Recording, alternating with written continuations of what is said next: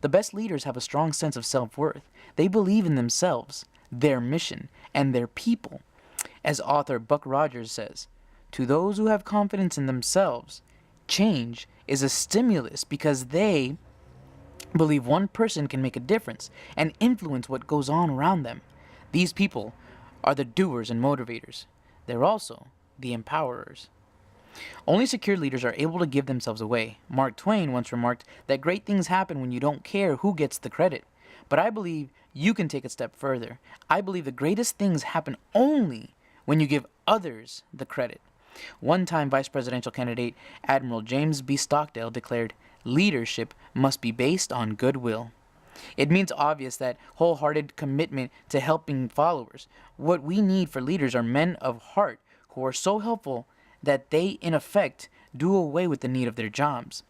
But leaders like that are never out of a job, never out of followers. Strange as it sounds, great leaders gain authority by giving it away.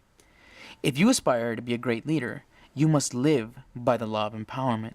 Little box. Great leaders gain authority by giving it away. James B. Stockdale. The president of empowerment.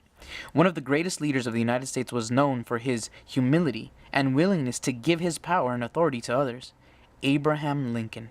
The depth of his security as a leader can be seen in the selection of his cabinet. Most presidents pick like-minded allies, but not Lincoln. At a time of turmoil for the country when factions were strong, Lincoln brought together a group of leaders who would bring strength through diversity and mutual challenge.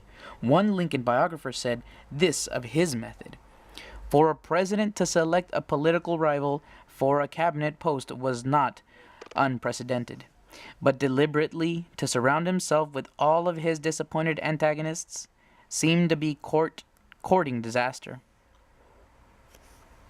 It was a mark of his sincere intentions that Lincoln wanted the advice of men as strong as himself or stronger, that he entertained no fear of being crushed or overridden by such men revealed either surpassing naivete, I'm sorry, I can't pronounce that word. Someone would have to help me with that one. Or a tranquil confidence in his power of leadership. Lincoln's desire to unify the country was more important than his personal comfort. His strength and self-confidence allowed him to practice the law of empowerment and bring strong leaders into his circle. Finding strong leaders to empower. Lincoln displayed the ability to empower others again and again. That played a major role in his relationship with his generals during the Civil War. In the beginning, he had trouble finding worthy recipients of his confidence. When the southern states seceded, the finest generals in the land went south to serve the Confederacy, but Lincoln never lost hope, nor did he neglect to give his leaders power and freedom, even when the strategy had failed with previous generals. For example, in June of 1863, Lincoln put the command of the Army of the Potomac into the hands of General George G. Meade.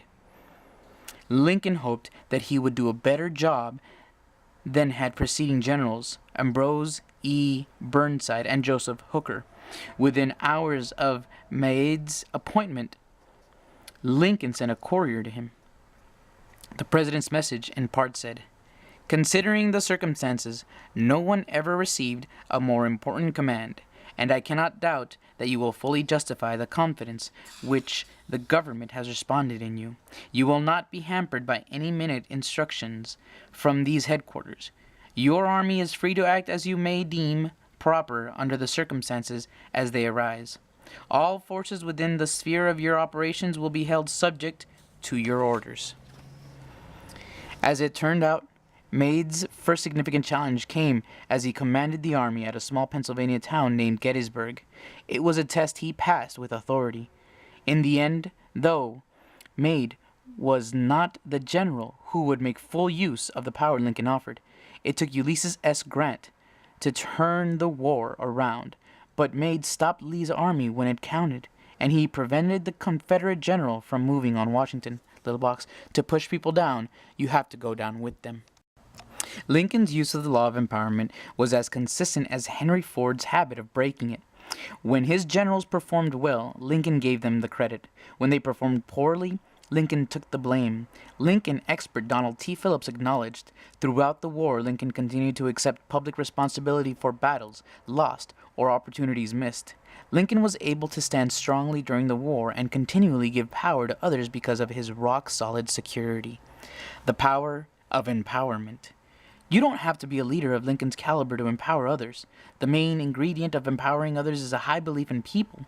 If you believe in others, they will believe in themselves.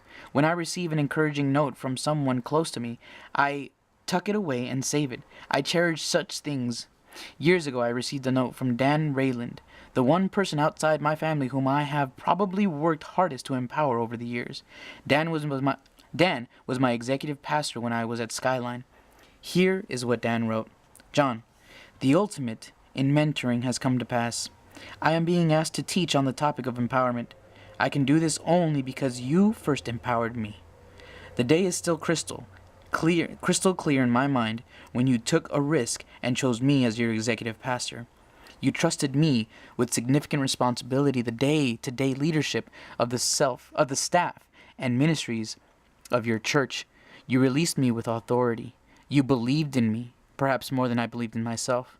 You demonstrated your faith and confidence in me in such a way that I could tap into your belief, and eventually it became my own. I am so very grateful for your life-changing impact on my life. Saying thank you hardly touches it. I love and appreciate you is better. Perhaps the best way I can show my gratitude is to pass on the gift you have given me to other leaders in my life. Dan. I'm grateful to Dan for all he has done for me, and I believe he has returned to me much more than I have given to him, and I've genuinely enjoyed the time I've spent with Dan helping him grow. The truth is that empowerment is powerful, not only for the person being developed, but also for the mentor.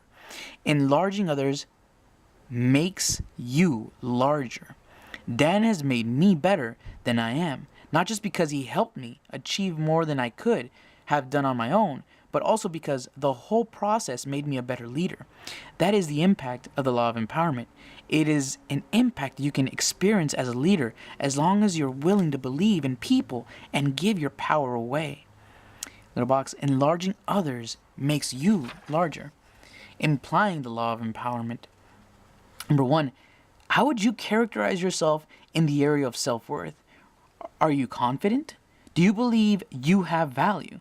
Do you operate from an assumption that you have positive things to offer other people and your organization? Are you willing to take risks? If you rate yourself low in the area of security, you will have a hard time with the law of empowerment. You will need to take positive steps to add value to yourself or explore why your self-worth is so low. Number 2, are you someone who believes in people? Make a list of people who work for you. If there are too many to list, then write the names of the closest to you. Next, rate each person's potential, not current ability on a scale from 1 to 10. If the numbers are low, then your belief in people is probably not high. Until you change that, you will have difficulty empowering others. Begin dwelling on people's positive qualities and characteristics. Look for people's greatest strengths and envision how they could leverage those strengths to achieve significant things. Imagine what individual could become if they made the most of their gifts and opportunities. Then help them to do so. Number 3, if your natural inclination is to build and hold onto your power, then you must experience a paradigm shift to become an empowering leader. Start by selecting your best people and setting them up for success. Train them, give them resources, and then help them set accomplishable goals that will help you and the organization. Then give them responsibility and authority to follow through. And if they at first fail, help them keep trying until they succeed. Once you experience the joy of organizational effectiveness, of empowering others, you will have a hard time not giving your power away.